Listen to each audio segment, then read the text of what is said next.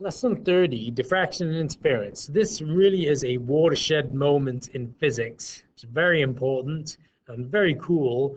And to really appreciate this, you should probably stop this video right now and go onto YouTube and Google Thomas Young's double slit experiment. And please watch a few videos on that, because then you'll really appreciate how important this is and groundbreaking even to this day, the diffraction of light is, and Young's double slit experiment.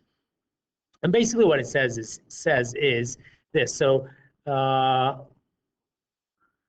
you can read over this about Huygens principle. You don't really need to know about wavelets, but here's Thomas Young's double slit experiment. So what he did was, well, let's see, oh, no, let's just use this. So what he did was shone light, monochromatic light, like just red light or blue light or one color light, shone through two slits, and you would expect on the viewing screen on the other side, you would expect this to happen. Oopsie, you wouldn't expect that to happen. That would be pretty weird. You expect this to happen. You'd expect on the screen to see two lines where the light passes through these slits if light is in fact a particle. So if light is a particle, that's what you would expect to see. But that's not what you see. In Young's double slit experiment, he did this experiment, he shone light through two slits, and he didn't see that at all. What he in fact saw on the screen was this. And this over here is an interference pattern. And why did he see an interference pattern? Because light was not acting like a particle, light is acting as a wave. And we know from physics 20 that when a wave goes through, if I have a barrier here, like that, and then I have a wave, here's my wave is going that way towards the barrier. When it hits the barrier here, it's just going to rebound. But when it hits the barrier here, it doesn't just go like in this way through the barrier, it bends around the barrier. It bends around, or bends around the slit. Right? So it bends around it. And if there's another slit over here,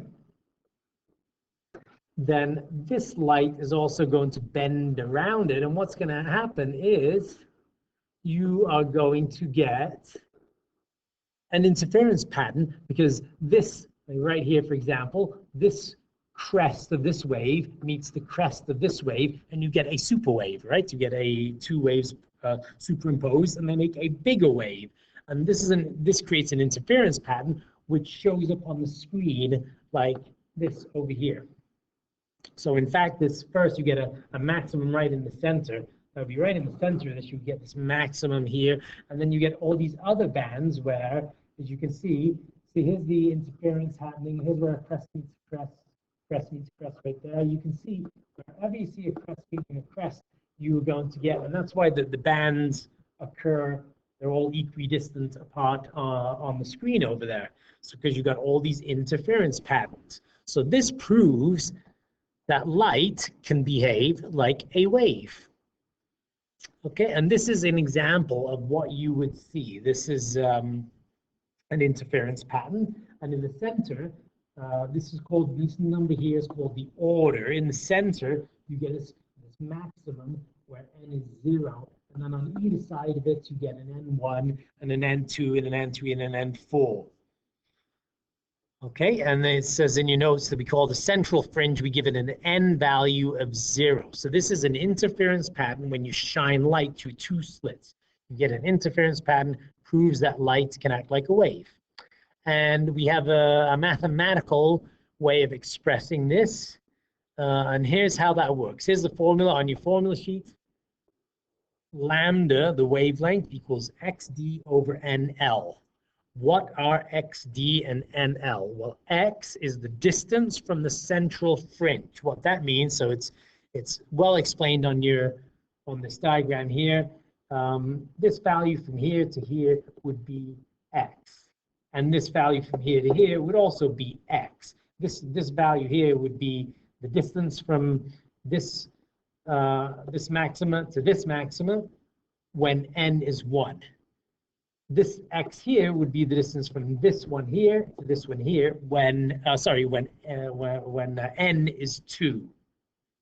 right? So your x value is just the distance from the central maximum, the central fringe here, to whichever band you're talking about.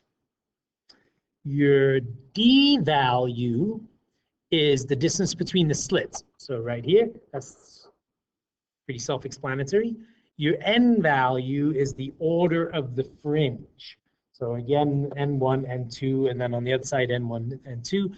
And L is the distance from the slits to the screen. So this gives you a mathematical way of expressing the wavelength of light that you will see if you shine light through two slits. Example number 1, a pair of screens are placed 13.7 meters apart. So let's just do this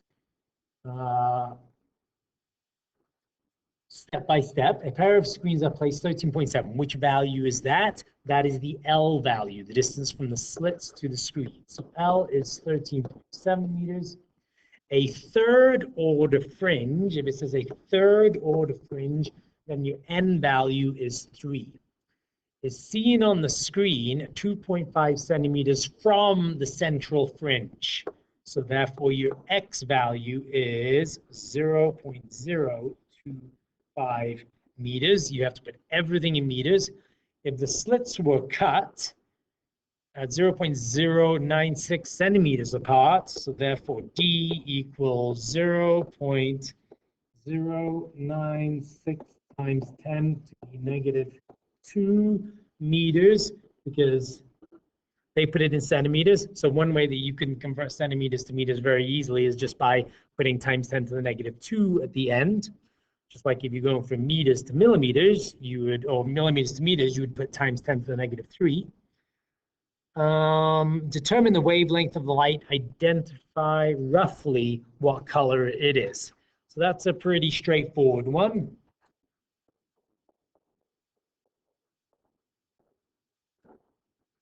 You've got all the variables, stick the variables in, and I'm just going to go right to the answer. The answer turns out to be 5.84 times 10 to the negative 7.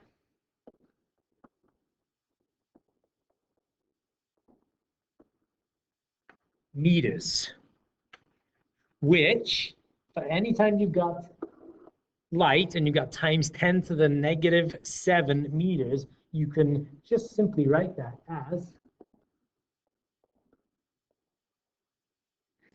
584 nanometers. Okay, and what color is that approximately? Well, we know that blue is 400, red is 700, green is around 500. Green is around 500 nanometers. So this would be a little more over to this side. So it's probably a yellowish green type color. And you're really not going to be asked to, you won't be asked, you won't have to get that exactly on a test. Yellowish green would be a fine answer, or even green or yellow would get you the correct answer. Okay, then there's a second permutation of this formula, and that formula is when we're given the angle, or when we're asked to calculate the angle between the central maximum and any order fringe that we see. And here's the second way that we use this formula. Lambda equals d sine theta over n. And this formula, you've got to be very careful with this formula. So it says, warning, the trick behind this formula should be based on taking the tangent of the angle. For very small angles, the values for tan and sine will actually come out almost the same. We usually use this formula when the angle is quite small, and you'll see different numbers, but usually it's if it is less than, if theta is less than 10 degrees, then we can use this formula. If it's any greater than that, then this formula doesn't work, because tangent and sine are almost identical for small angles. All right, so example number 2, if the yellow light has a wavelength of 540 nanometers, shines on the double slit, cut 0.1 millimeters apart, determine what angle. So in this example, they give us the wavelength.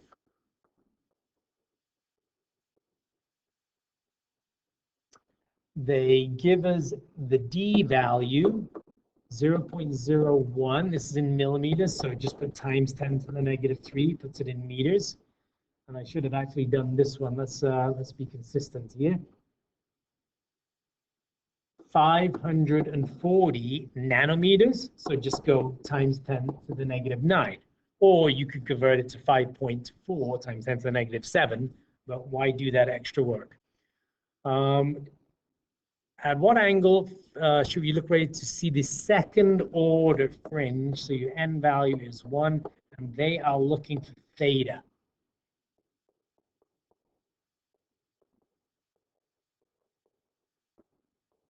Rearrange the formula.